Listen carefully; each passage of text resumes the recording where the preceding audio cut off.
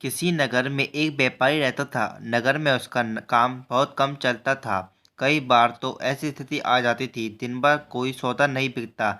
घर में उसे और पत्नी को भूखे रहने तक की नौबत आ गई थी। समय गुजरता गया लेकिन उसकी स्थिति नहीं सुधरी।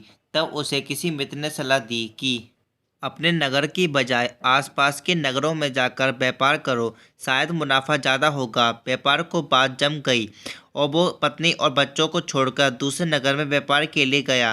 भाग्य से दोस्त की सलाह काम कर गई और उसे अच्छा खासा मुनाफा हुआ।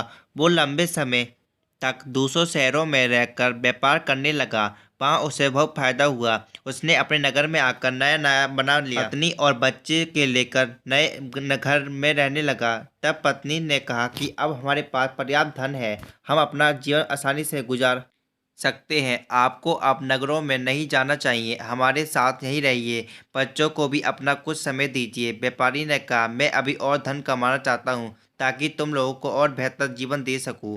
हमारे बच्चों को वैसे दिन न दिखने पड़े जैसे मैंने और तुमने देखे हैं। पत्नी ने कहा, लेकिन धन कमाने में जो समय गुजर गया है वो फिर लौटकर नहीं आएगा। हम जीवन में साथ रहने के आनंद से वंचित रह रहे हैं।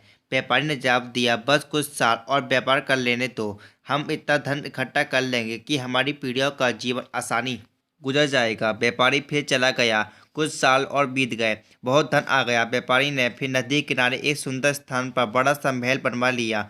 पूरा परिवार उसमें रहने लगा। वो जगह इतनी सुंदर थी जैसे कि स्वर्ग। तब व्यापारी की बेटी ने उससे कहा कि पिताजी, हमारा पूरा बचपन बीत गया लेकिन हम आपके साथ नहीं रह पाए।